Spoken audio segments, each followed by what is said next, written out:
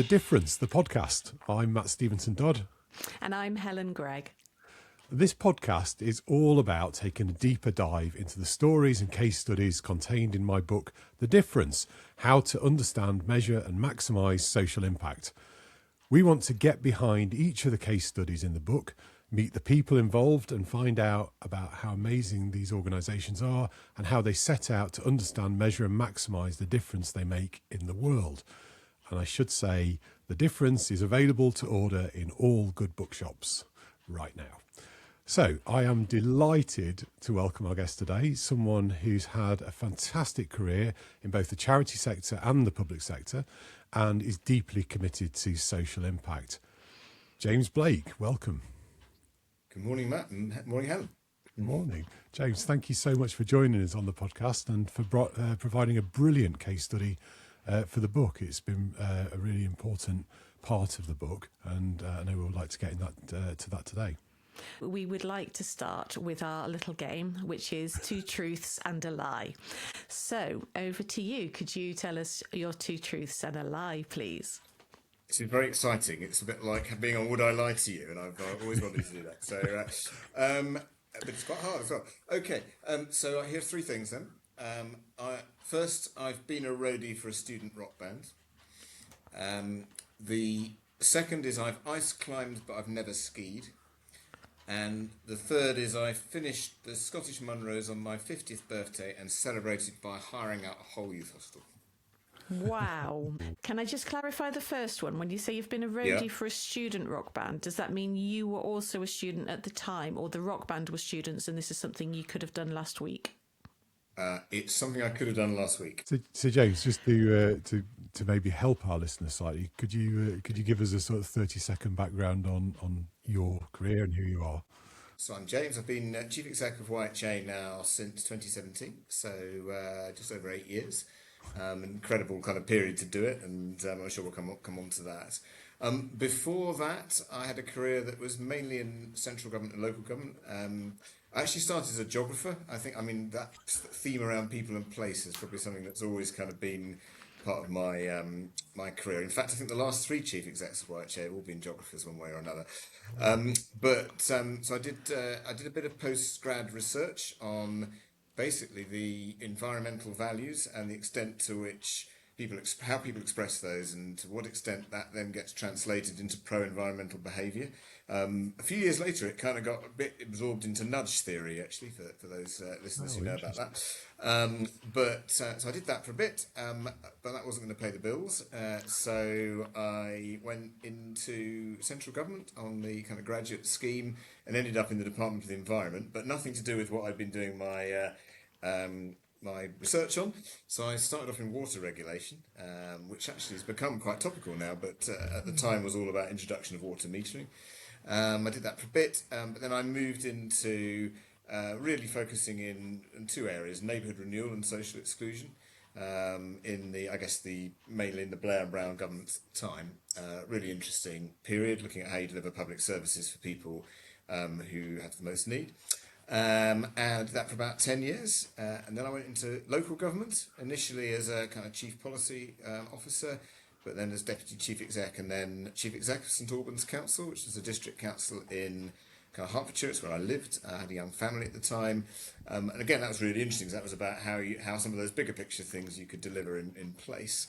And it was also about how you balance trying to deliver public benefit, impact effectively, but also be more commercial at a time of austerity when a lot of the funding streams are running out. And I guess that was then something I've also taken into to YHA too. So yeah, I've been really fortunate. I had a really interesting and diverse career. That is really diverse, isn't it?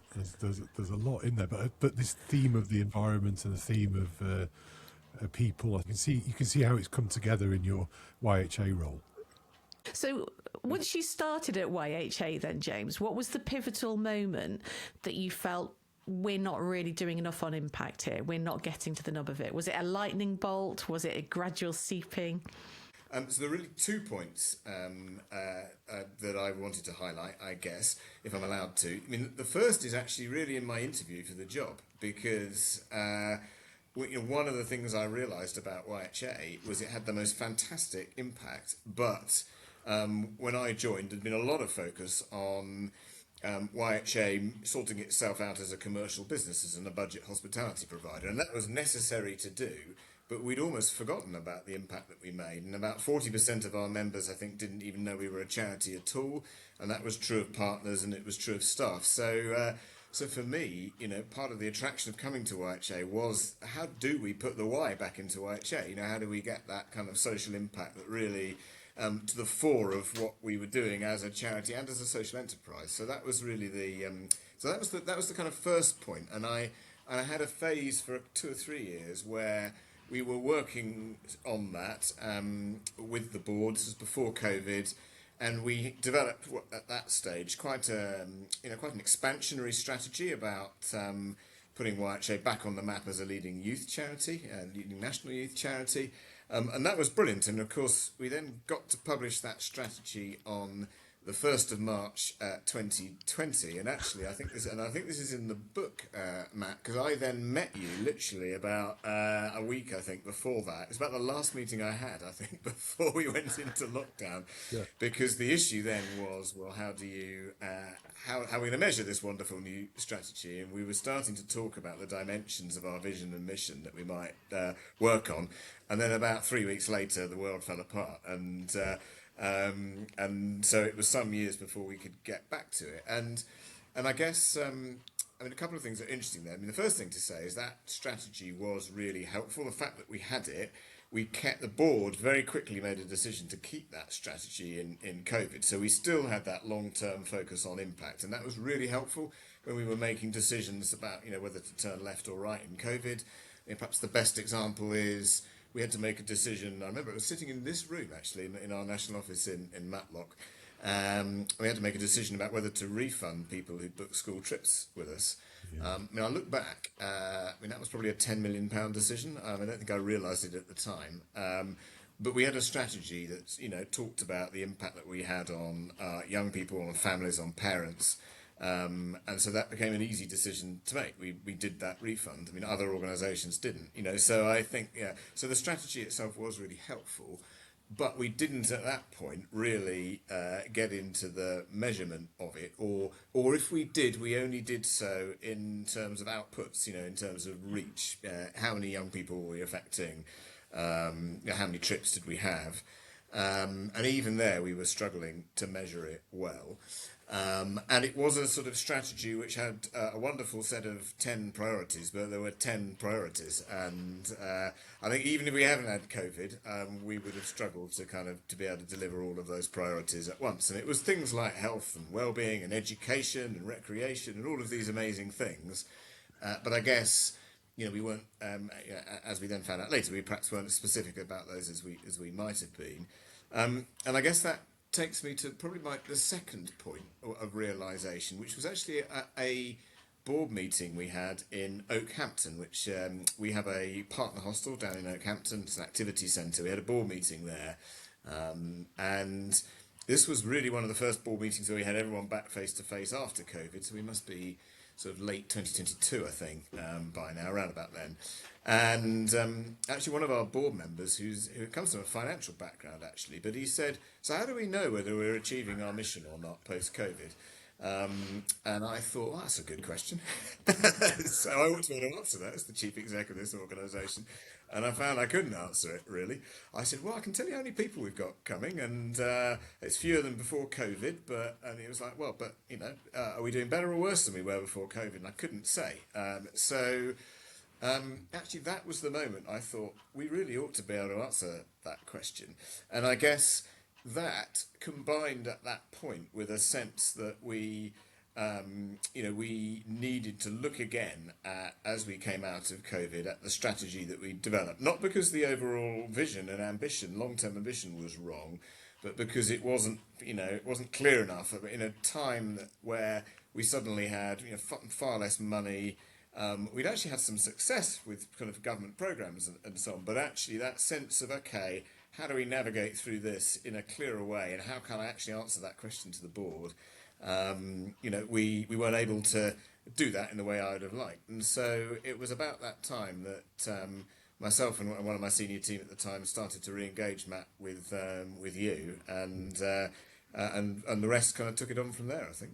Yeah, I remember the initial conversation that we had, and I mean, I think you faced as an organisation a particularly difficult set of circumstances in COVID, hadn't you? There was quite a lot of sort of things all coming at you at once, which then, it was a good moment to sort of reassess. What is the North Star? What are we trying to do? What is our purpose? And I remember coming along to it was with the board, wasn't it?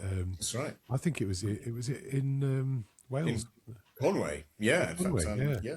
Yes, beautiful view out of the window. Stunning view, yeah. I remember being in that room and really asking the board whether you felt you were a social tourism business, a wellbeing charity, or a youth charity. And there's sort of lots of debate, wasn't there, about which of those you might be and what combination. Can you remember that conversation? Yeah, I do, and I think you asked that question. I think to the exec team, to our staff team, and it was a really interesting question actually, and stimulated a lot of discussion. And of course, probably we would have answered we're all of those things, up to a point, and of course we are. But that wasn't actually helpful then in terms of actually where do we focus our limited resources coming out of COVID, what is then that kind of North Star that guides the decisions that we made. But up until that point, probably all of, everyone was quite happy with whatever their definition was. So there would have been a part of the organisation that would have definitely said we're in tourism and hospitality, and there would be a part of the organisation that would have very much said that we're about wellbeing, and then there might be another part that said we're about education or whatever it might be. So I think actually asking those questions was a sort of key part to actually make us reflect on, what really are we as an organisation? Yeah. And it's interesting because having limited resources and trying to do too much is one of the most common themes we come across with the people we work with, to the point we've now almost got exercises that we can do with our clients around it. But it's I'm interested because it's not in the book and it's not in the case study specifically, but where did you land on that question? Well, I guess that's an interesting one. We landed in none of those three places, but in a specific place that kind of cut across them, I would say. So we ended up not in one single place, but in a way that kind of connected them. And I suppose the key point for me, and what I talk about a lot when I talk about our strategy, is that, before we talked a lot about the contribution we made to kind of health, well-being and life skills. And of course we do make a contribution to all of those, but we weren't nearly specific enough about what is the thing that the YHA specifically, as opposed to every single organisation that largely contributes to health, well-being and life skills does. And that was about connection, really, fundamentally, between people, within people themselves, but also then to nature and to heritage. And I suppose the role that we had in our youth hostels in making that connection happen, often for the first time. And I suppose, so, there is a bit of social in there, there is a bit of well-being in there, etc. But it was the way in which we connect that and the role the youth hostel plays in connecting that. I think there was the sort of eureka moment as we went through the process. Yeah, I really distinctly remember that moment as well. When we were trying to sort of work out, can we actually measure the impact of somebody being in a youth hostel and then going off and hanging off a viaduct or going to visit a castle or going for a lovely walk, and those are activities that are delivered by your partners. Should we be asking those partners to share their impact with you? But then we had this sort of light bulb moment, didn't we? It was like, let's take it back. What is actually initiated inside the youth hostel? What is that? And like you say, often for the first time, particularly with young people who've never been to the countryside. What is that thing that you do inside the YHA itself? And then there was a lovely moment about being purposeful about that. We were all sort of thinking, well, actually, we could then do more to make the connections happen. Yeah, I think that point is, that intentionality about it was really really interesting, really helpful, and actually that really helped the organisation come together because we clearly had. It wasn't that we weren't delivering impact before. We were. Young people were coming away having an amazing time and having lives that were transformed as a result of staying with us.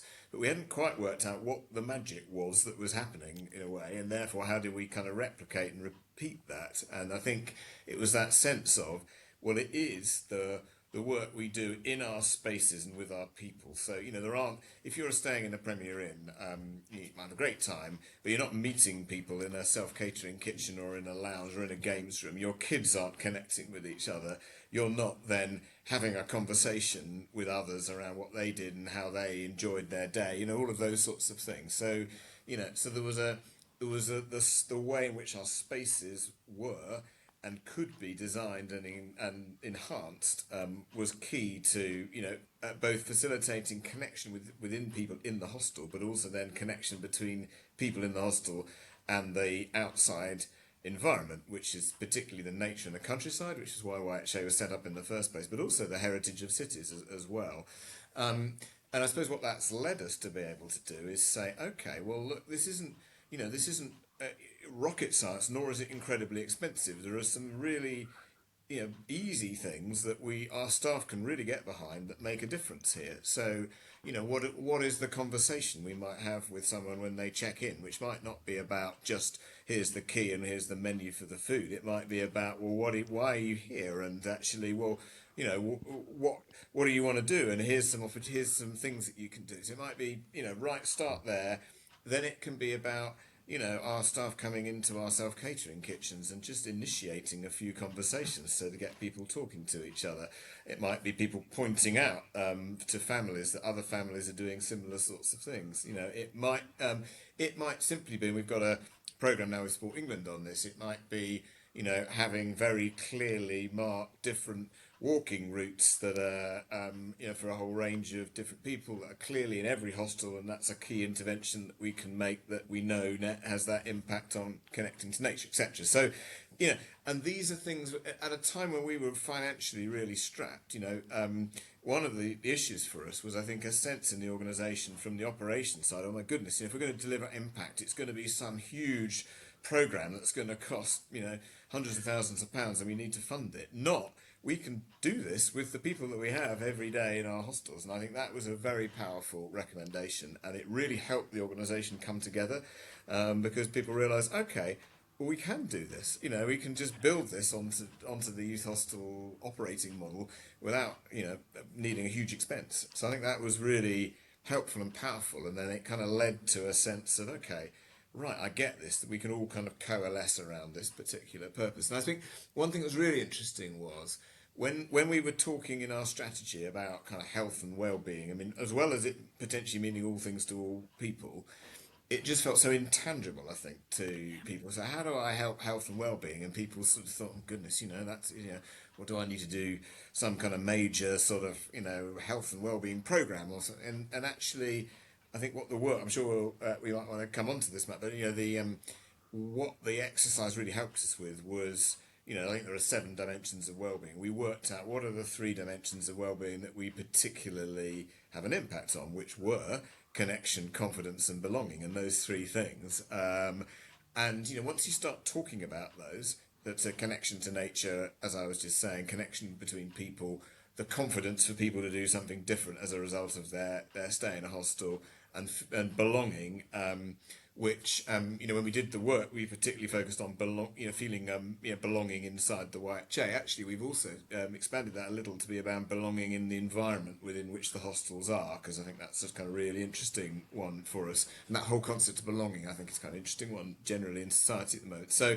And then again, people could get their heads around that concept, and they could make the connection between, whatever your role might be, whether it's in a head office role or whether it's in a hostel role, and those things in a way that people couldn't when the topic was just health or well-being or skills. Yeah. Impact doesn't need to be complicated, and therefore doesn't need to cost a lot of money to implement. We often say impact is strategy, for organisations that are trying to make change in the world.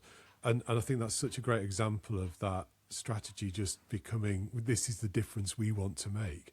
And then everybody does get behind it and believes it, and that does flow through, doesn't it? The first thing we did actually after finishing the work with Trust Impact was we refreshed our long-term strategy, and that was a key outcome of that process. And I think at the start I might not have realised, that the focus on the theory of change. I thought, yeah, I know what a theory of change is. I've worked in the sector. I mean, but actually I want to get onto the strategy. But it was only really after we'd gone through that process as I realised that was central to, strategy. And, that was, and actually that then became the heart of the strategy. It's very easy to write the strategy after that because, but if we hadn't have done that piece of work, I don't think we'd have been able to refresh the strategy. And, the key thing we wanted to do there was we didn't want to change our overall long-term vision, which was adventure for the first time in a lifetime, and that stayed the same. But our mission changed and was much sharper and had that point about connection right at the heart of it.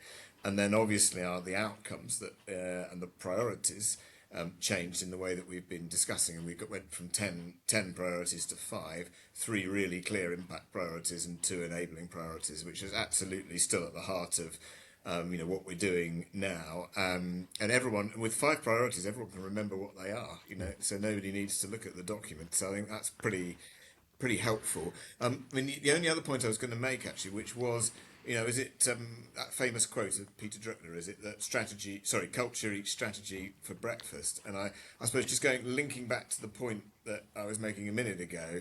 It wasn't, what was perhaps an unexpected benefit was, we got the strategy, but actually the cultural side has come more organically too. So it's had that, yes, you need that long-term strategy, and then it's starting to really embed in the culture. And I don't think our original strategy did that in the same way, actually. So that's been, and I didn't, that wasn't part of the brief that we gave you, nor necessarily our scopes, but that's happened, I think, over the last couple of years since we did the work. Fantastic. And we do see that often if people take the time to do a theory of change, if they treat it as a process as opposed to just let's get something on a page, that can have such a difference. So we've talked quite a lot about the positives, James. Let's flip it a little bit. What was the hardest part for you or the organisation in the impact journey? Yeah, I think 2 things probably. First of all, prioritization. I do remember some really hard sessions where I wasn't sure whether we were making any progress because we seemed to go around in circles. We'd get to a sort of, right, I think it's this, and then somebody would go, oh no, but that means my work over here is not going to be included in it. I remember it really vividly, and I have to say, I think both yourself, Matt, and Hannah in particular did a lot of work just to sort of between the sessions, just to sort of helpfully say, no, we haven't, we have moved on here, and this is the way, we have moved on. But also, I think, keeping us on the task. So it's very easy at that point, isn't it, to say, well, that's okay, let's just bring that bit back in. And I think there was a sort of, I think for me as chief exec, wanting to try and kind of keep the organisation all together, and it's very easy to say, okay, well, that's okay, we can draft around that, we can bring that bit in. So I think there were kind of the 2 hard bits, but the most hard bit was that kind of that initial prioritisation, where we had to work with everybody in the room to get to that set of priorities. And I think particularly as chief exec, it's very easy for you to say, we'll just include that bit because obviously that's people's work and that's people's posts. And so I think actually both the work in which Matt and Hannah did, I think, between the sessions to kind of just to refine that and to regroup was helpful, but also the challenge back to us sometimes, which was, okay, well, you might be able to make that change because that's in line with where we've got to, but if you do that, then that's going to reintroduce this whole new area again. I mean that was hard, but it was necessary, and ultimately that became liberating for us. Yeah, I think you what you're talking about is something that's very, very important with theory of change, is that often they become just a kind of an exercise in putting everything onto one page that the organisation does, and there is no challenge and no decision making to say, like, you know, as you rightly say, that some of those roles, some of those activities, some of those things might need to change to be more in line with the purpose. And the best theories of change for me are the ones that are really clear, focused, and have been through a lot of challenge to get there. Yeah, yeah, and we did sometimes. I think we didn't. You know, we were worried about whether we were actually making progress, but we were. And even I think there was one session where I'm not sure we actually changed a whole lot between the start and the end. But the process of people going round and understanding it was actually really valuable. So you sometimes need almost to, you know, kind of follow the process in the and have confidence that you will get there in the end. And you know, obviously, I think you've seen a lot of these, so you probably know how that works. But every single theory of change we've done has that point where somebody says this isn't working. So you are in very good company, James. It also speaks to your earlier point, James, about the importance of having the board in the room, the chair in the room, the CEO, but also members of the team, you know, the people on the front line, and just having that representation. It means that you can make those choices and decisions together, and they stick, because you don't then have to go back to a board and say, oh, by the way, you know, this working group have decided this. Oh, why have they done that? You know, you've actually gone through it together. Yeah, yeah. And I think that was quite powerful because, you know, we did go back to the board, and there were some board members who obviously hadn't been involved in the detailed workshops and who would ask questions, but nearly always those questions would have come up in our sessions. So we could say, well, that's really interesting because hostel manager X said that, or the head of operations said that, and the way in which we discussed it was this, and the conclusion we arrived at was this, and people went, oh yeah, okay, no, I can see that, you know. So I think that was helpful again. You know, it looked like we had properly tested and challenged it in the sessions. Yeah. You said there were two parts that were quite challenging. Well, I think the second one was measurement, and obviously we kind of moved on to looking more at measurement. And I think we'd struggled a bit with measurement before. No, we'd struggled a lot with measurement before. We had all sorts of key performance indicators. We didn't know how to measure them. And you know, and it was hard, I think, because there's what, you know, you would do in a perfectly pure sense, you know, if you really wanted the best possible data, and then there was then, well, what's pragmatic to be able to do in the organisation, and you know, we had to take a kind of view on that ultimately. But I think what was really helpful was it's easier to be able to measure, you know, the specific things that we had, so confidence, connection and belonging, because they're concepts that kind of resonate with people. You can find ways of asking those questions to, you know, to people in our post-say surveys. We're now actually, you don't know this actually, Matt, but we've actually started now to do activities with the kids on some of our trips. So one of the sessions is a session on this, on these issues, because it's actually a really interesting discussion for people to have. So that's one of the ways we've been starting to expand that measurement into young people, which was the challenge we didn't fix immediately, but we wanted to get into. So it's a lot easier to have a conversation about, you know, do you feel at home at this hostel, than it is to say to a 6-year-old, well, has your well-being improved as a result of being here? You know, so again, I think the specifics of that theory of change then kind of helped us into that conversation. And I should say that's work in progress. We're still kind of developing that. But fundamentally now, we've just, in fact, as of Saturday, we've had 1 year's worth of data. So we'll find, so that's our baseline year will be complete. So we'll be analysing that over the next couple of months. And, you know, that'll be really interesting because for the first time we have that data on connection, confidence and belonging. You know, we can, and it's really rich, the conversations that you can start to have.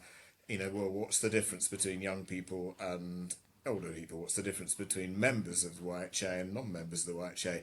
Which hostels are we finding particularly have higher scores on those things, and well, why is that, and what are they doing, and how can we replicate that? And, yeah, and we used to be able to do this for how clean the hostel was, and you know, whether the showers were working or whether the stuff needed fixing, but we've never been able to have that conversation about impact. And you know, our teams really find that interesting. And then that starts to a sense of, oh, that's hostels doing really well on that. What are they doing? What are we not doing? And then, so I think, there's a whole rich kind of area here that we can start to get into, which we haven't yet because we haven't had that kind of stable baseline, but I think we do now have that. And it's such an interesting point, James, because you don't need lots and lots of metrics to really understand the change that you're making. You've got three that are really clear, but then you can apply lenses to those three impact measures, as you're saying, demographics and all sorts of things that you can say to actually see whether you're having the same impact in every area with every hostel. It's very, very similar when I was at Street League. We did an internal dashboard showing all the sort of changes and outcomes that the teams were making across the country. And rather than me having to make those connections, they were asking each other, how did you do that? How are you getting that score there? And that sort of sharing of data and sharing of something very simple and straightforward allows people to have those conversations, which makes it so much more powerful. Yeah, and we've integrated that into our sort of Power BI dashboard. And people are used to interrogating that, and for how satisfied their guests are, or as I say, hospitality standards. But now they get the same dashboards, but around impact on those kind of key metrics, and I think it changes again the conversations that people have, and then that sort of helps to reinforce the intentionality of the actions that people can do within the hostels. The other really interesting thing actually is I've been over the last year chairing a group, an international group. So we're part of Hosteling International, which is a kind of federation of all the sort of not-for-profit hosteling organisations all around the world, and one of the things that they've been looking to do is to get better at both their purpose, but also the measuring impact across the world. And actually, so one of the things that I've talked about is our journey in YHA, England and Wales. And so now we're recommending that as many of those associations as possible might adopt those kind of metrics if they're relevant to their association, but one or two others if they've got a slightly different purpose, of course. And that actually starts then to get us into a sort of international benchmarking place, which is quite interesting actually, because hosteling is quite unique, so it's been quite hard to do that. There could be some really interesting work done there, So what are Australia doing in their or America doing in their hostels, and to what extent is that showing higher or lower scores, and why? And so all of that I think is another interesting development which we could be going to. I remember staying in a youth hostel in New Zealand in 2004, so many, many years ago. Where did you stay for your 50th, James? Oh, I stayed cunningly done there. I stayed in Rawadenan Hostel. It's a big hostel up the shores of Loch Lomond. Beautiful. Right, I'll add that to my list of places to stay, because the other one I really want to go to is at Whitby. The Whitby one is meant to be fantastic. I don't know if you've stayed there. Absolutely. So so Whitby is wonderful because it's in an big old kind of house right next to the Abbey, up on the front there. We've got a tea room and all sorts of things looking over the town. But also, if you just walk a few miles down the coast, even better, equally as good is Boggle Hole Youth Hostel, which is it's an old pirate. It's got a pirate-themed hostel. It's in a smuggler's cove. It's all about actually giving young people, again, many of whom have never kind of been to a hostel, been to the coast before, that sense of being in a pirate cove. And it's a great example of how you can take that kind of connection theme and really develop it in a way that fits within the hostel space and the environment we're in. I have wonderful memories of Boggle Hole. I used to go there as a youth worker with loads of young people. In fact, my enduring memory is we'd go for a weekend and on a Friday night, because the kids would stay up all night, and I would take them on a night hike with the guides. And one night hike, we ended up walking down this long road, and it ended in this river. And the guide sort of looked at his map and went, "Yep," and just set off straight into this river. And these young people all looked at me like, "We're not going in the river, are we?" I was like, "Well, we're not going back up the hill, so we're following the guide." It was like this river, full river. We got them back to the hostel, and I thought, well, let them all get settled. And I went in to read the riot act and say, you have all got to go to sleep tonight. And they were snoring. They were just completely. I need to add this to my list of ones to go. That's fantastic. It's brilliant. It's Thank a brilliant you. place. Black Sail, I mentioned for Black Sail as well, which is my favourite youth hostel. It's one of the very few youth hostels you can't get to by public transport. You have to walk in, and it's in the most spectacular location. Actually, this time last year, my wife and I went on a trip to Lake District hostels on foot. So we went to. I'd done this trip before, but she never had, and it's really interesting because people think of the Lake District as a really busy visitor destination. And we went there, it was the last week of March. We set off from Eskdale Hostel, which is another great hostel. We walked over Scawford Pike, actually, and down into to Black Sail. We stayed the night at Black Sail. We then walked up and down into Ennerdale Hostel, another beautiful hostel. Then we went over the pass and down to Wasdale. So 4 wonderful Lake District hostels.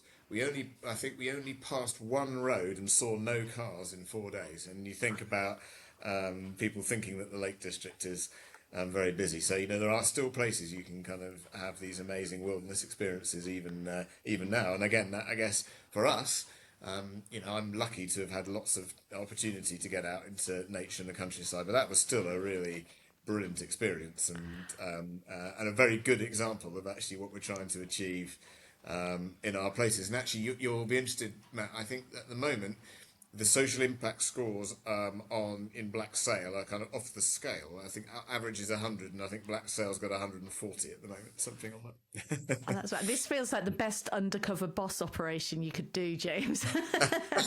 Walk every holiday, just pitch up at one of your youth hostels. Anyway, we'll bring us back on track. So one of the things that I'm fascinated in is culture. You mentioned it earlier. But how do you build a culture where there's an upside to taking risks in pursuit of impact? Because actually, like you mentioned, there were so many times when people were like, oh, this is really difficult, or, oh, we're not sure about this, and so on. So it can be tricky. You do need to be able to have confidence in that process. So what have you managed to do? Because it sounded like, maybe it was just the summary, but it sounded quite straightforward for YHA. You can't build a culture top down. A culture has to form, and I suppose it's about what's the facilitative building blocks, if you like, of that allow that to form. And I've kind of learnt that the hard way, I think, because you sort of sit there as chief exec thinking, right, so my plan, I'm going to do the strategy, and then I'm going to do the business plan with the KPIs, and then I'll do the values and the behaviours, and then bingo, we'll make sure we have the right people, but it's not as straightforward as that. And I think, and interesting, as I said earlier, I think it was the lesson of this work that kind of taught me that, which is, if you get the strategy and the process of alignment right, then actually the culture will follow. You just need to be patient. So I think part of it is probably just do that. Having said that, as I say, there are the sort of the harder bits of sort of organisational design. We have kind of built or tried to run what we've done with the theory of change through those. So we've completely refreshed our KPIs so that simplified them in the way I was describing in terms of bringing connection, confidence, and belonging into those KPIs. We haven't changed. We had a set of heart values before. We haven't changed those heart values, but we have tweaked the language and the behaviours associated with those values, but to reflect the new theory of change. But again, that wasn't something that I kind of said we needed to do. The people team got that immediately and went off and kind of worked with the team on that. There is something around in YHA, and maybe for any social enterprise, and I mentioned it earlier, how do you align impact and income? And I've always felt that these two things are synergistic. And, the very first chief exec of YHA, who was a Quaker, Jack Catchpole, he said, to do good, you need to do well. And I think that's a kind of key principle in a social enterprise. So we've always had that kind of, and most charities now will have that. But I think in YHA before, and I remember Matt presenting this back to me, there was a real sense that you either do impact or you do commercial, and you don't do those two things together. And I suppose I think what was, and therefore what that meant was people thought that it was hugely risky to do impact, because that was going to take money you would otherwise be making and put it into this nebulous stuff, So, and I guess what the advantage therefore of the process we went through was it de-risked that, because people could see those two things aligned with each other. And a really specific example of that is, we now use our our various bits of fundraising that we do. So we raise money through our members. We have statutory fundraising, and we, trusts and foundations like many charities. And we've kind of simplified the nature of the programs that we offer, and basically there is one that's they're all about connection to nature and heritage. One is for children and families, which we largely fundraise through trusts and foundations, and one is for school kids who might otherwise miss out, which we raise money from our members. We've into those funding streams is our theory of change, which gives us a kind of consistency and a clarity around what we're asking for. But also then, what that does is it effectively allows schools or allows families who wouldn't otherwise be able to afford to come. And that means effectively maybe a school trip that wouldn't have happened happens. And that's great for the kids, but it's also great for us, because commercially that wouldn't have been viable for that school, but now it is viable for that school. So we've kind of aligned that, and we can then think about the time of year that those bookings happen, which might be a time when we might otherwise not have as many bookings coming in. So, I think we've been sort of trying to align, if you like, having a simpler, fewer priority strategy to focus on just having one set of priorities that allows us to align what we're doing commercially with what we're doing on impact, so they become one thing effectively, and we don't have to even think about it in those terms, because we know that built in the trip will be activities that connect with nature, connect with people, and connect with heritage. So therefore, it's easy then for us to say to funders that that's what we're doing. And the whole thing then starts to sort of align in that way. So, were there some risks in doing that?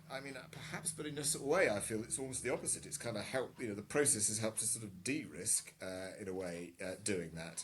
And I suppose, it's dealing with that cultural stuff, almost that kind of fear around,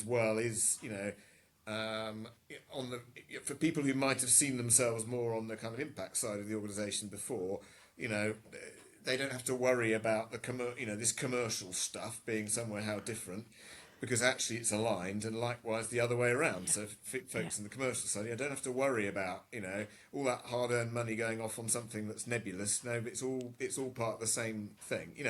And I think that is probably the most culturally difficult thing for YHA. I remember it being a big. I challenged it a bit, Matt, when you first said it to me, but I think you were probably, you were right that was coming out of your conversations in a greater extent than I'd realised, because I think I'd rationalised it in my head, because I kind of think that's really interesting about YHA, but I don't think that had in the organisation in the way that perhaps I'd hoped, and the process did help with that. Yeah, it's a really interesting reflection, isn't it? That different people in the organisation have different views of what's going on. And it comes back to that point about the North Star being really clear, that everybody knows what we're trying to do and their role in it. That's really for me what your case study, your organisation really does bring out really clearly is the power of that. James, we're asking everybody this question about the sort of work of the organisation and when it might be complete. And I know YHA has such a long and esteemed history. Do you think there's a time when the work of YHA would be complete? It's an interesting question, isn't it? Particularly for a delivery charity, actually, because I guess if you're a campaigning charity, then if what you're campaigning for is achieved, then potentially you say, well, our work's complete and we either need to be something else or not. I guess for YHA, I could say, well, look, if 100%, if every person, and particularly every young person, had access to nature, culture, is our work complete? But then I was reflecting on it that well, even at that point, well, we would then be measuring the impact on confidence, connection, and belonging. And I think it's very unlikely that every young person's score will be 100%. So there's always, I think, work to do there. And this is an interesting point, actually, because we did have this conversation when we first did our strategy about, well, look, we had the big picture conversation. We've got assets. Would we be better not running a network of hostels, but putting our value of our assets, 100 million or whatever it is, into an endowment fund and using that fund to fund stays for young people to access nature culture. The reason we didn't do that was we are a really important part of the capacity that delivers that, and if we're not there, and there are lots of other organisations that are not, are closing this sort of facilities, then we can fund it all we like, but there aren't the actual places for people to go. So we're kind of an important part of that capacity too. That's been quite an important driver of the the sort of overall strategic and almost existential choices that we've made. So it feels like every year there are new young people being born, if you like, who will need that capacity. So I think it's hard to see a time when we and indeed other partners in the same space wouldn't be part of trying to achieve that. Have you visited all the YHAs?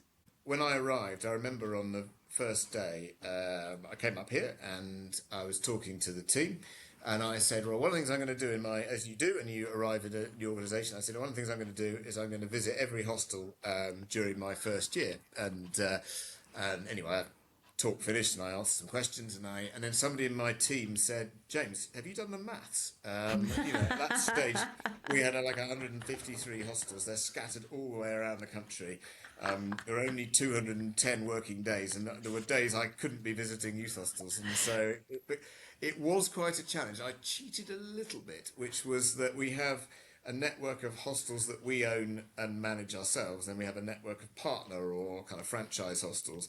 And in the end, I managed to get to all of the ones we own and manage in my first year, and then I had to just extend the visiting our partner hostels into the second year. But no, absolutely, I haven't stayed the night in every hostel, so that's still a challenge that I'm trying to get to. Because I mean, back to our, I suppose there's something about me experiencing what our young people are experiencing, and I find it incredibly rejuvenating getting out into our sites. There's nothing better after a couple of weeks of board papers to get out into our hostel network and just see for yourself. I can sort of see what are the hostels doing now with our new strategy, with our new theory of change. Oh, that's interesting. That's a good idea. Yeah, and I can sort of start to hope facilitate some connections there as well. I'm a youth hosteler by background as well, so it's a huge pleasure to be able to do that.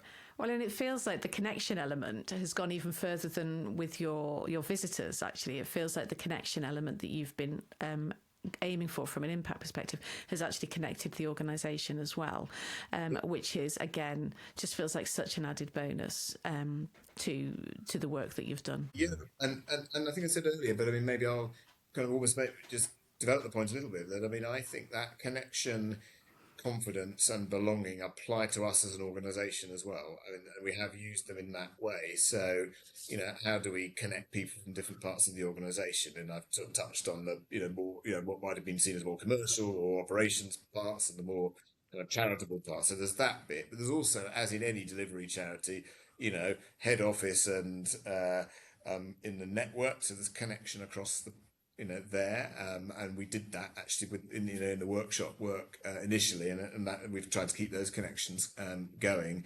There's confidence, in the workplace. So how can people feel confident to do new things and to develop new skills, whatever it might be?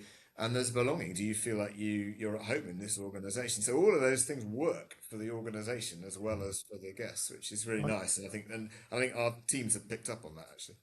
I really, really like that, James. I mean, one of my board members when I was at Street League once said, if you've got that united message inside and outside, it's so powerful. And the fact that you've been able to coalesce around those three outcomes, both internally, and outward looking and measuring your impact, just feels really, really strong. James, thank you so much. It's been a really fascinating conversation. It's just great to get behind what your thoughts on the process and just how it's sort of impacted the organisation. Yeah, well, a big thanks to you, Matt, to Helen, and obviously to Hannah, who was involved a lot, and the rest of the team, Ryan and others, because it has been a really good process, and is an ongoing kind of journey of learning and discovery, I think. And actually, there are some things you've asked me about today that I've just thought, oh, that's really interesting. I hadn't kind of thought about that before in quite that way. So even a session like this is kind of helpful in developing your own thinking too. Brilliant. Well, we will now revisit the two truths and a lie. So just as a reminder, I've paraphrased these, by the way, James, so correct me if I get anything quite wrong. You've been a roadie for a student rock band. You have ice climbed but never skied. And you finished the Scottish Monrose on your 50th birthday and celebrated by hiring a whole youth hostel. I think we may be able to put the third one out of scope. Matt, what do you think was the lie? Well, I agree with you, Helen. I think, James, in your position, you would have definitely done something in a youth hostel on your 50th, right? And knowing you as I do, you're an outdoor guy. I think the Monroes are definitely that's the truth. I think you are a roadie for a student rock band. On that clarification of Helen's point later, but on the ice climb thing, I could believe that you're an ice climber, and I wonder if you've swapped those around, that you're a skier but not an ice climber. So I'm going to go on two is the lie. So that was mine as well, but I was working on the basis that you are an ice climber and you have also skied rather than that you've not skied. So there you go. That's our guesses, James. Over to you. Yeah, pretty good. So you're on the right one. And I'd say Helen is closer than Matt. So I've only really been skiing properly once, and it was in the Indian Himalayas. So I'm not really a skier, I think maybe I've tried it in Scotland in a blizzard perhaps as well, but I'm not really a skier. I've done more ice climbing, although not so much recently. So that was my slightly little sneaky lie there. But I'm more of an ice climber than a skier, which most people wouldn't say. But yes, my son is a really keen drummer in both rock, jazz, and other bands, and because when he's a drummer, you do a lot of following people around, putting kit into vans, moving stuff around. So I find myself doing that at different points in time. And as you say, yes, it would have been. I did indeed finish the Munros on Ben Lomond and hired out the whole hostel to do that, which was great. So what an amazing place to say, well, I've only skied once, but it was in the Indian Himalayas.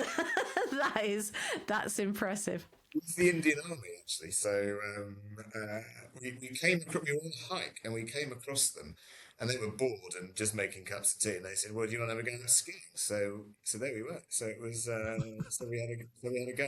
I think I've got loads of illegal pictures of Indian Army buildings that I'm not supposed to have taken with my wife on some skis in the foreground. So yeah. Amazing. That's fantastic. James, thank you so much. I've had such a lovely time talking to you, and I really appreciate all your insights and understanding of how the process has supported yourselves at YHA, and I look forward to the next chapter and how things develop from your perspective. Well, thanks very much, both. Really enjoyed it. Thanks, James.